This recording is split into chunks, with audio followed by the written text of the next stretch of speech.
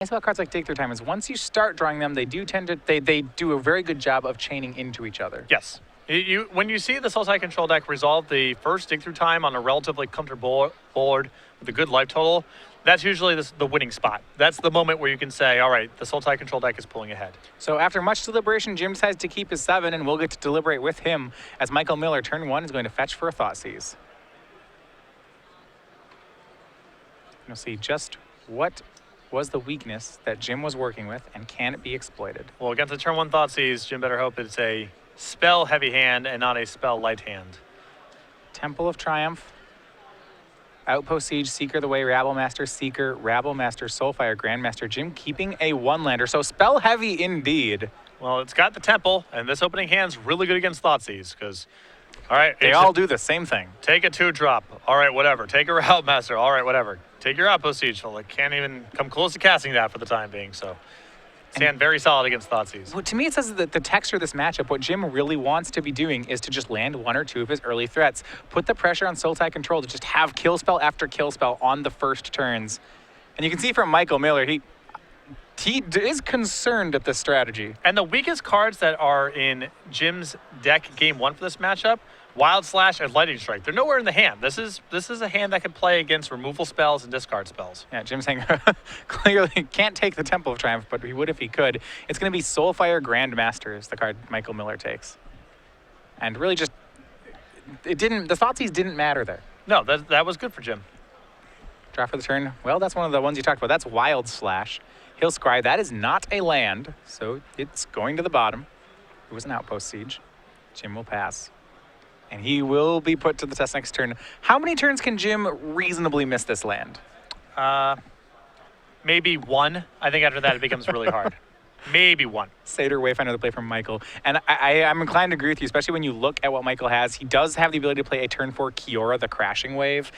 That if Jim gets behind on mana, that card could be very problematic. Well, I think that Kiora against red decks typically is not very good, and Michael may be very aggressive just minusing Kiora, trying to cash him. Well, again, you're right, if the board gets gubbed up or if Michael finds a lot of removal, he might try to go ultimate with Kiora. But against red decks, typically, I think you just try to get him while the getting's good. Satyr Wayfinder finds an Opulent Temple. We go back to Jim. Does he hit? And the answer is no. He is punished for the keep. But you said maybe if he can get one next turn, he still looks like he could have a shot. He still might have a shot. Satyr Wayfinder swings into 1. Jim goes down to 19.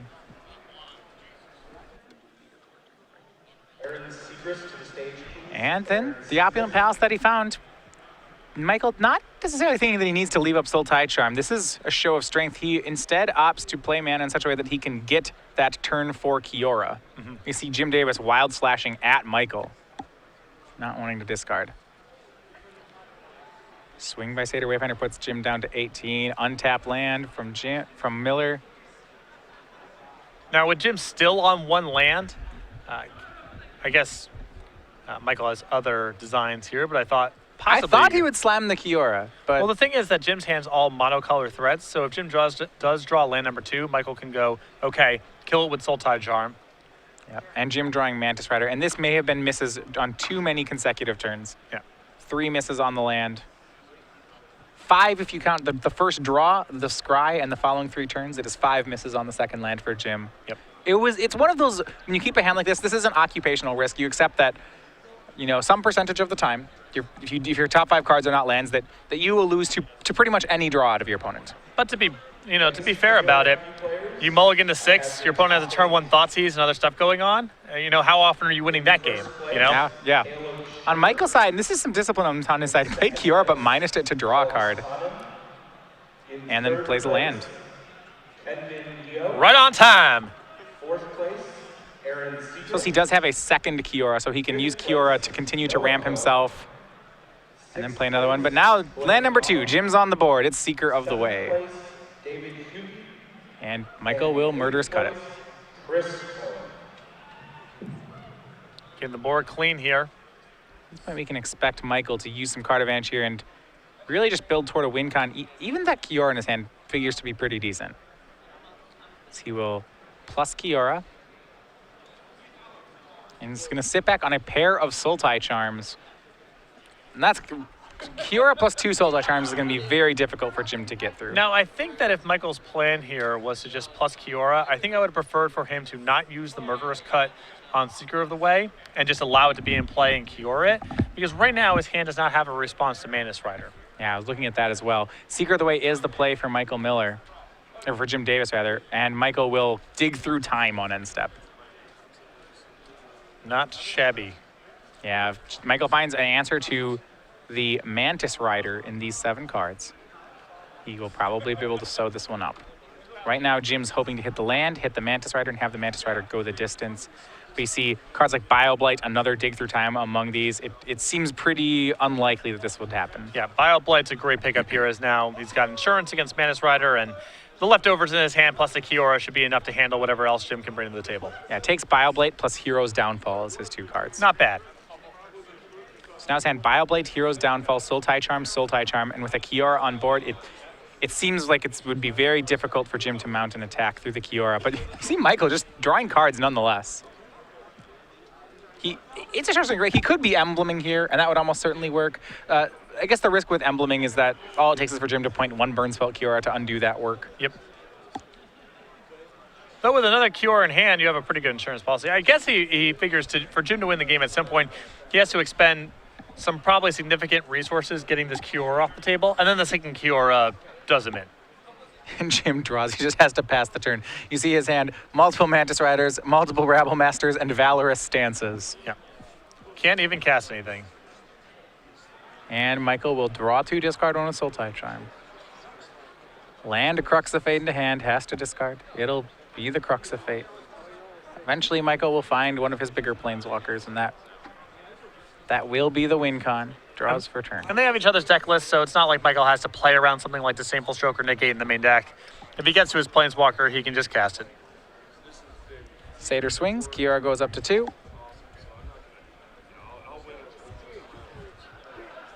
And Michael will make another Satyr Wayfinder. Just slowly get his way through the deck. Sees 3 lands and a Sultai Charm. He'll take the Temple. Has not made his land drop yet. Perhaps he wants to see if he can 20 with Satyr Wayfinders. The alternate win condition. Hey, we saw Danny Jessup pull that one off day 1. And it's insane that Jim's hand actually has no castable cards. That's crazy. So we're at 2 Stokes, 2 Stances, or 2 Stokes, a Stance, 2 Mantis Riders, and 3 Rabble Masters. The Gambit did not pay off. Yeah, but this is almost excessive at this point, though. It's one thing to miss your second land drop for 5 turns, and then it's another thing to be in a spot where, all you can do is draw lands or spells or something, something castable. The curve of Jim's deck's very low. Yeah. Temple from Michael. Yeah, it's almost bizarre at this point. There's outliers, and this is one of the worst outliers we've seen in the tournament. Michael continuing to alternate between pluses and minuses on the Kiora, just using it for additional card advantage as he makes his way in with Satyr Wayfinders. No rush. They're going pretty smoothly so far. He's got Howling Mind in play. 7 Terminates in his hand. No rush. And there we go. It's the land from Jim Davis. Now he's got him. Well, I guess to play things. All those cards effectively have haste, though. It'll be hard for Michael to Kiora any of them. It's not too hard for Michael to kill all of them as they enter play. Nope, that's the downside is that Michael can sure do that. Jim plays Rabble Master, and I do want to point out Michael goes ahead and Heroes Downfalls the Rabble Master, and then uses Sultai Charm to draw 2, discard 1. The choice of removal spell, I would have thought to use Sultai Charm on the Rabble Master. I think Michael might be just digging for one of his big plays, and now he has found Ugin. So I suppose when you just far ahead, all the lines do lead to the same place, and there's a certain point that you want to save your thought for the things that matter. Right. Which this one may not be one of them. Swing with 2 more Wayfinders puts Jim down to 10. Yep, Ugin has been drawn along with Thoughtseize. Heroes Downfall, number 2, BioBlight. All available in hand. Kiora will plus. And we may see the Dragon Planeswalker here. And there we go. Ugin, the Spirit Dragon. I love Jim against the empty board. Jim's just like, yep, play it out. I'm not conceding. Ugin goes up to 9. Jim down to 7. He'll draw a Wild Slash. Could take out the Kiora, but it would cost him his turn. Yep. Could even play the Mantis Rider here could take out the Kiora. Michael has tapped very low for this Ugin. If this was turn 4 instead of turn 12, this could potentially be a pretty dramatic shift in tempo. As it stands, I suspect too little, too late. Though I love Jim playing it out. Yeah. You want that trophy, you're going to have to pry it out of my cold, dead hand. There's no way I'm just packing up this game. I mean, Jim has 10 points of burn in his hand. I mean, that's one stoke away from lethal. Mantis Rider cast, Jim goes to 6. It's going to swing in. No. Just goes straight at Michael with it, putting him into 11. Let him know you mean business. You got at least 1, maybe 2 more games to play. Let him know what kind of person you are. And here's Temple from Michael Miller. Bioblight at the front of his hand. Looks to have this one covered. Bioblight, Thoughtseize, Hero's Downfall, Kiora. In addition to, the 2 Planeswalkers in play, Michael will go ahead and Bioblight away the Mantis Rider to open the door for the swinging from 2 Satyr Wayfinders. Ugin will put Jim down to 1. Kiora will draw another card. And that's going to pass. So Jim at 1 is out, looking slim here. All right. Drawing the Time Twister and Black Lotus, I think. Doesn't find it. And on to game number 2. So Michael Miller gets the first game. An aggressive keep by Jim and one that really could have paid off.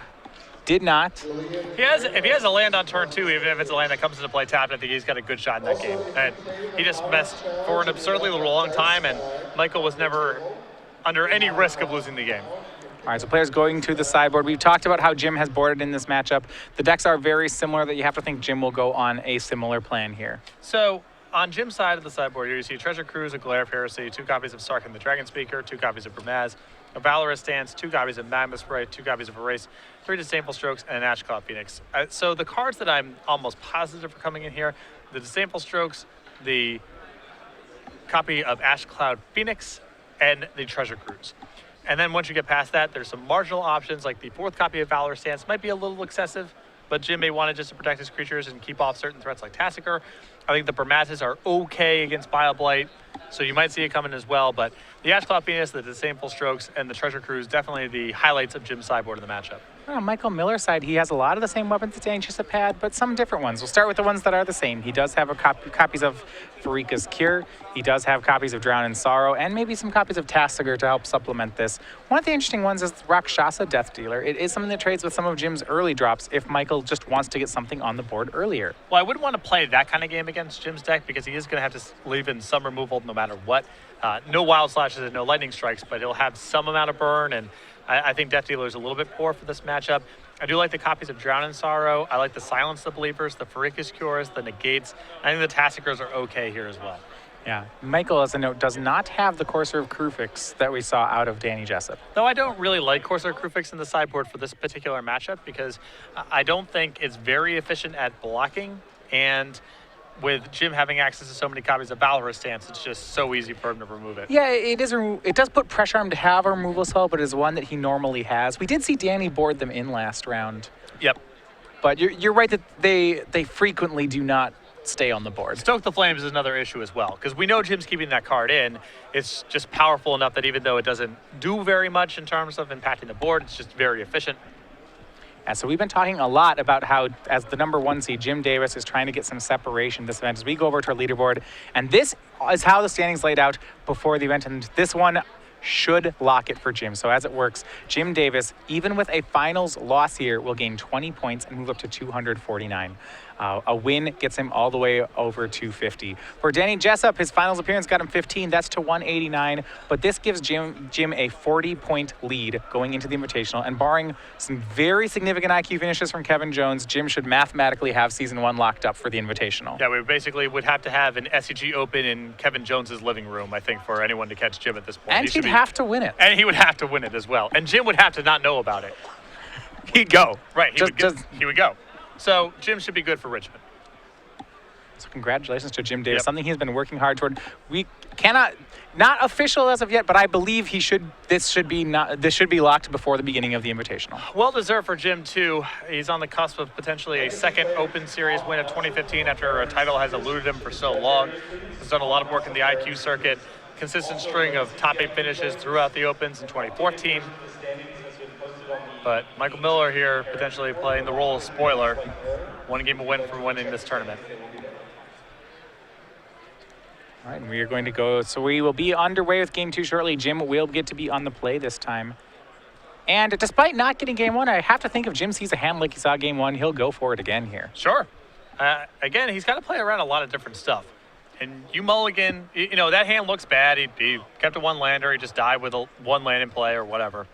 But you can easily imagine Jim draws a 6-card hand that has, 3 lands and a threat and a wild slash and something else kind of crappy. And Michael takes the 1 threat or kills the 1 creature. And then Jim loses a slow and agonizing game the exact same way. So Jim, the ceiling on the hand that Jim kept there was very high. If Michael's on a hand of Thought Seizes and removal spells, his best cards in the matchup, Jim has a very good shot of winning if he draws line number 2 and just didn't do it. But yeah, I mean, he did a great job of making that Thought Seize not matter at all. Exactly. But, for everything to shake out, he had to find land number 2, and by the time he did, it was way too late. All right, well, we have underway game number 2. Jim Davis and Michael Miller, the sole tie player of Miller, taking Game 1. Jim will need the other 2 games if he wants to get that trophy. The texture does change too, because post player Jim doesn't have to worry about drawing cards like Wild Slash. There was some concern, I think, with his Game 1 keep that a lot of his hands will have really a lot of dead cards in them. Right. He mulligans a good percentage of the time into Wild Slash, Lightning Strike, and even Stoke the Flames is pretty bad when he's mulliganing. So that's another reason to be, keeping sketchier hands Game 1. I think post-board, Jim can be a little bit more liberal about mulliganing because he just has less bad cards in his deck. Yeah, I mean, a perfectly reasonable hand for Jim Game 1 would be something like 4 lands, Mantis Rider, Stoke, Lightning Strike. This is a good hand, but it's really weak against Sultai control. 1 Bioblight, 1 Thoughtseize can just put a nail in. Yeah. You're done. You have nothing going on. You have 7 points of burn, and they have 20 life points, and Yep. it wasn't enough. Well, this time, both players are going to go to 6. And ironically, I don't know if we've seen Jim keep a 7-card hand outside of the one he kept last game. Yeah, it's true. That's his only 7. All right, it's been a lot of mulligans on his side of the table this weekend, that's for sure. But he's in the finals, so, I mean, it can't be that bad. I have to imagine, we've covered him enough this weekend. I feel like there must have been some other 7s, but you're right. It does feel like he's been mulliganing quite a bit. What a story to tell. I mulliganed every game, and let me tell you about the 7 I kept. Yeah. But with both players mulliganing, that serves to be pretty fine for Jim here, actually. It's okay. And again, part of the reason he kept a sketchy hand Game 1 was the risk of mulliganing into things like Wild Slash and Lightning Strike. Now, his deck should be chock full of good threats, counter spells. The burn spells he has left are probably high impact ones like Stoke the Flame. A couple copies of Treasure Cruise. He's still got all of his outpost sieges. He can mulligan and not worry about just drawing cards that don't do anything. And it will be 6s apiece. The burn spells, not great in the matchup. A lot of times it doesn't seem like he's trying. I mean, they help him close the deal if Michael stabilizes but is at too low of a life total. Yeah, Stoke the Flames has a lot of parallels to Boros Charm, where even in the matchups where it's not about doing that sort of thing, the card's so efficient that you can keep it in. Wild Slash, Lightning Strike, the opponent has to have targets to be able to play those cards in games 2 and 3. Boros Charm. That would be excellent in Jim's deck right now. So I was thinking it's Valorous Stance and Stoke the Flames in the same card. Yeah. At least quite in this the deal. matchup.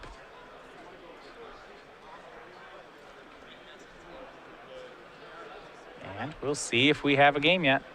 Jim appears to be land heavy, but we'll go ahead. Six cards apiece as we're underway with game 2. Jim leads off with Mystic Monasteries. We go over to our control mage. That's Michael Miller. He'll start with the Temple, has Opulent Pals to join with it, and a hand that's pretty acceptable. It's Satyr Wayfinder, 3 lands, 2 heroes downfalls, and it looks like a dig through time. That's near ideal. Yeah, that's about as good as you can draw it up there. The big vulnerability of Michael's hand here is Outpost Siege. Doesn't have a Sultai Charm in his hand, doesn't have a way to keep it off the table.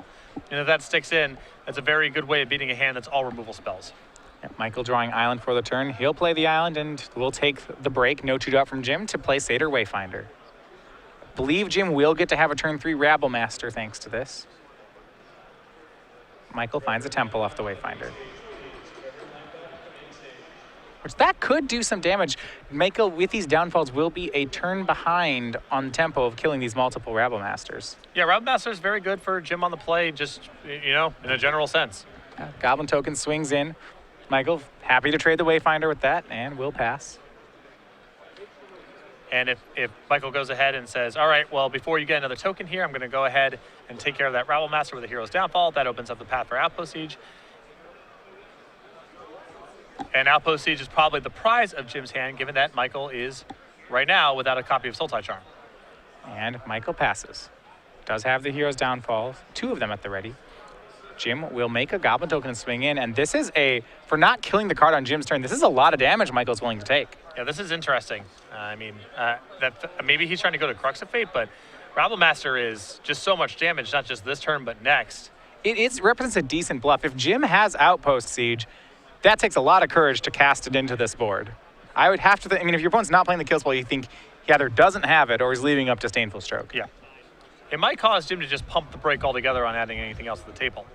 He did draw Brimaz, and I think on Jim's side he determined that is a reasonable enough hedge. So cast Brimaz, and now Michael playing that end-step Hero's Downfall.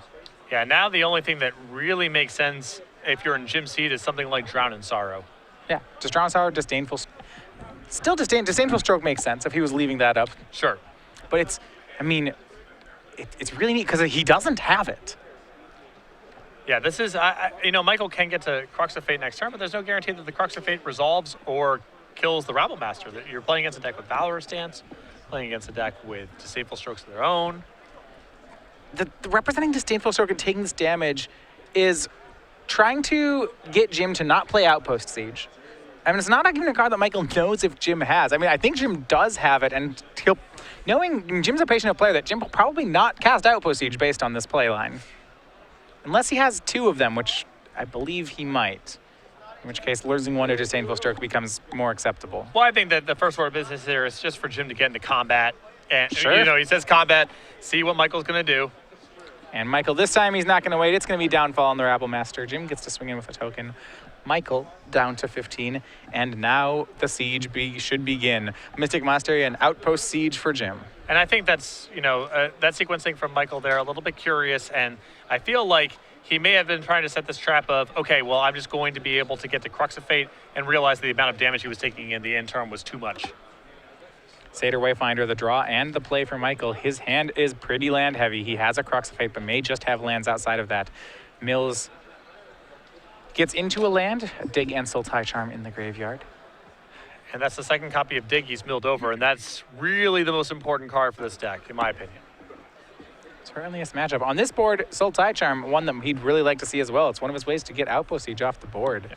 And the way this game is shaping up with Michael with a very land-heavy hand, leaning on a sweeper, has cast a lot of spot removal, this is the type of game where Outpost Siege does a lot of damage. You're looking at the fact that Michael needs to survive to Ugin and needs Jim to not counter it when he gets there. Yep. And plays the temple that he found off Satyr Wayfinder. He'll scry here. Tanking on it means probably not a land, but is it a good enough spell? He'd love to find a Planeswalker. He'd love to find a Dig Through Time, or a Sultai Charm, and I'm not sure he'd want to keep anything else. Yeah, I agree.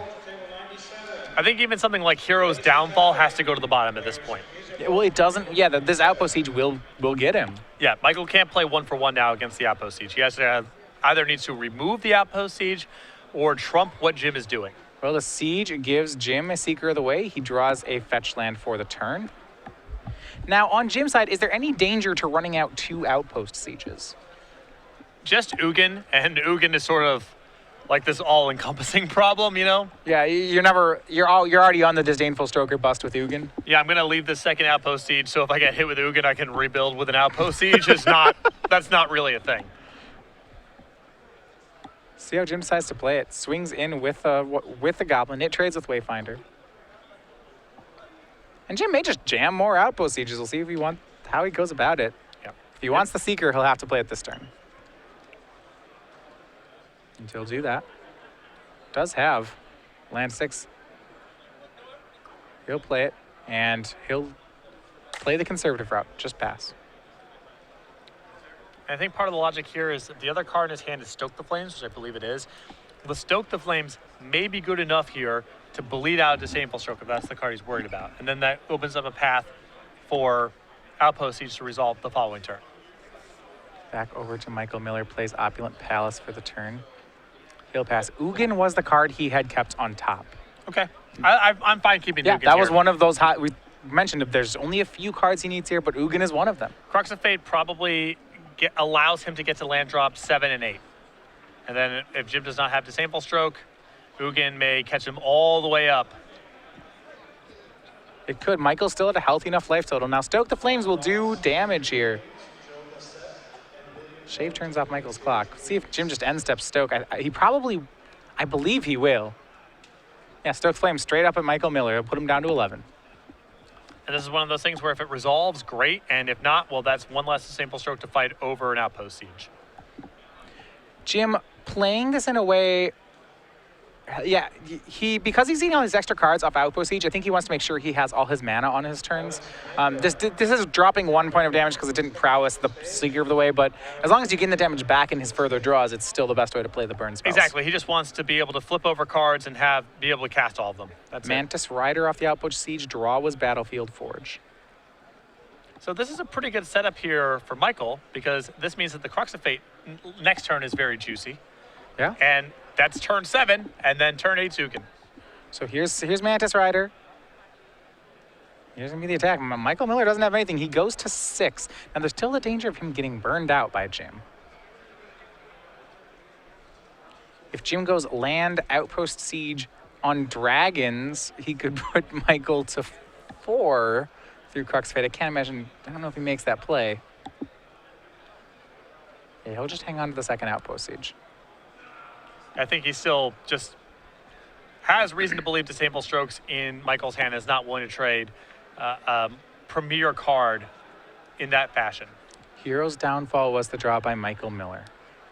Nonetheless, he probably just has to Crux of Fate here. Yeah, he's got to be worried about Disdainful Stroke on the other side, but whatever. He's going to die otherwise.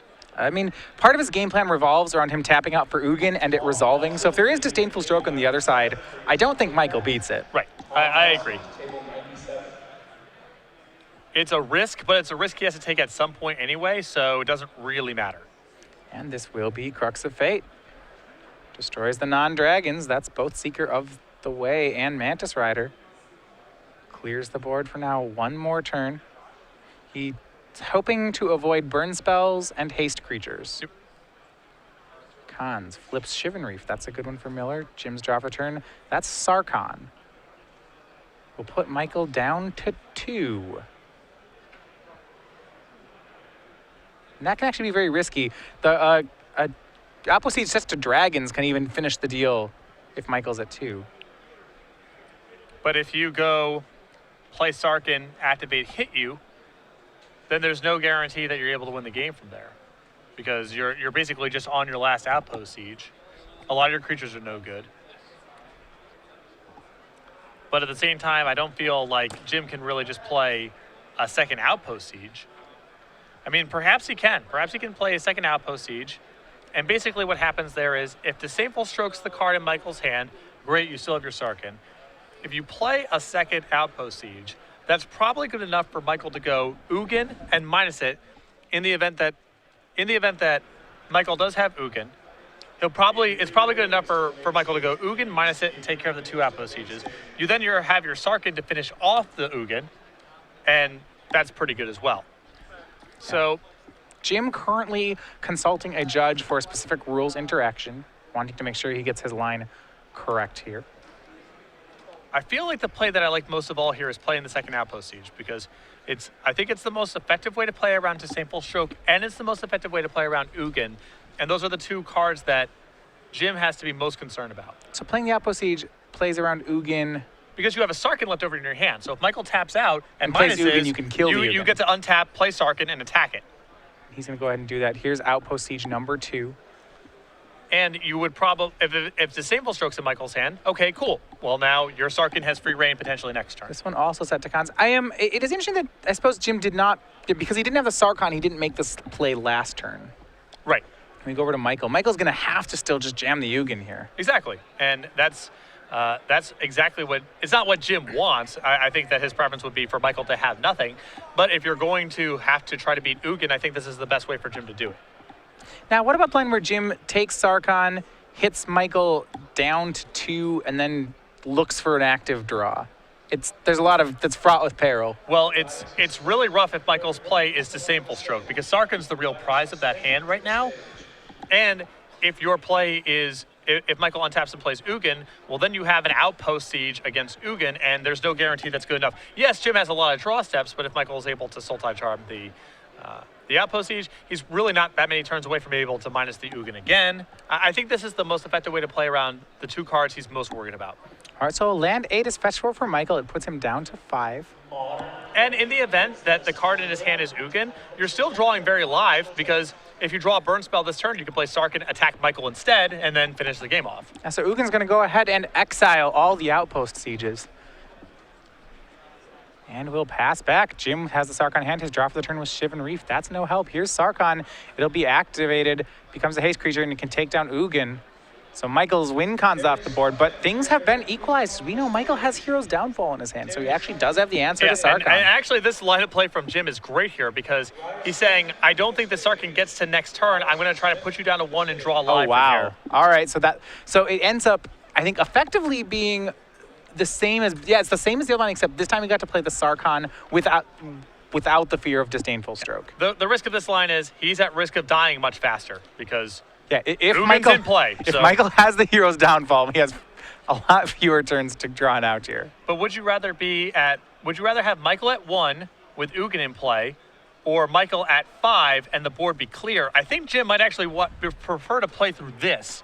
Yes. Because he's drawing live, whereas Michael's draw steps against Jim's deck are probably better with Michael at 5, with 2 cards in hand. So it's a risky play, but I think this is the best Jim can really do. It's Michael down to 1. Hero's Downfall takes care of Sarkhan. So Jim needs a burn spell. He has not too many. Sarkhan's going to deal damage here, 3 a turn, and also actually I think threatens to ultimate before it kills Jim. Yep. Jim's draw. This is Disdainful Stroke for the turn. That is too late. Remember, one of the clauses here on Ugin is gains a bunch of life if it goes ultimate. So I think if Michael, that clock isn't the 16 damage, it's can he kill Ugin before it gets to its ultimate. So it's up to 10. Currently Ugin at 7, so it's 3 more turns. It's a ways off. Yep. But a lot of Jim's draws here are no good. You know, a lot of his random creatures, those 2 drops, they aren't very good. A second counterspell is no good for Jim. Michael's at 1, so even something like Goblin Rabblemaster gets him right across the finish line if Michael has nothing. Land from Jim. The Disdainful Stroke's powerful in this matchup, but not on this board. Jim down to 10 for Mugen. He still needs that burn spell. Silence the Believers has been picked up from Michael, so now haste creatures don't represent an out. It's just the burn. Well, because Jim has multiple copies of Disdainful Stroke, Manus Rider, Goblin Master, those are still fine. He can fight over Silence. It's Seeker of the Way. That's the draw. That's no good. He'll play it. But though, remember that it's not Ugin burning Jim. Ugin can just burn Seeker of the Way. We're racing Ugin's ultimate, not Jim's life total. Exactly. Michael can go ahead and shoot this down. He can also cast the Drown in Sorrow depending on how much he just wants to scry. This is not a bad spot to just cast Drown. Absolutely. We go back over to Michael Miller. I don't think on the balance it matters very much. I think this game is going to come down to next turn whether or not Jim can finish it off. I think it's close whether or not Michael wants to bolt Jim or bolt the Secret of the Way. My preference would be I just probably want to scry 1 in this spot, but it doesn't really matter all that much. Yep, Ugin will take care of the Seeker. And it threatens to ultimate next turn. Can Jim get the point across? If he does not get the burn spell this turn, it's looking bad for him. And it's Mantis Rider, that's the play. And that should be good enough. He's going to play it. There's a Silence of Believers on Michael's side, but as we know, that I don't think is going to work. Downfall. Hero's Downfall in Can't touch Michael's that. hand. That one only costs 3, though. The 2 Disdainful Strokes in Jim's hand, they're no good here. And here comes Nicol Bolas. Its ultimate is Ugin, it's the anti-Nicol Bolas, doing the exact opposite with its ultimate. And here you go. Gain 7, draw 7, put 7 cards onto the battlefield. A heartbreaker there for Jim. Silence of Believers was no good, but Hero's Downfall certainly was. So here's 7 cards. And unlike Dig Through Time, Michael gets to keep all of them. Yep. Negate among them. That should take away the outs that he has to burn. Murderous Cut there. That should take away the creature outs. Silence the Believers, Disdainful Stroke, Dig Through Time. Michael has counterspells for nearly every card in Jim's deck. He still has an Ugin in play. Treasure Cruise is in his hand now, too, with a full graveyard, so again, Ancestral if he's feeling it. And that should be good enough. But perhaps Jim, with running burn spells, may be able to get through this. He would need to have... Well, if Michael ate it, that's just going to be hard. I think with the negates now in Michael's hand, it's just going to be too much to overcome. Treasure Cruise, the draw for Jim Davis. He has to go for it, and he will. Taps 1, goes for Treasure Cruise, delves 7. And for Michael Miller, he's got Disdainful Stroke and Negate. He'll Disdainful Stroke the Treasure Cruise. Saving Negate for burn spells. Couple tough pairs of games there for Jim with a speculative keep and a gamble against the Ugin. I think he played very well, but I think Michael's about to walk away with this one. And Ugin goes up to 3, shoots Jim down to 7. Now it's not racing the ultimate. Now we are racing with Jim's life total. It's 3 more turns of Ugin that should end it. And speaking of Treasure Cruise, Michael will go on a Treasure Cruise of his own.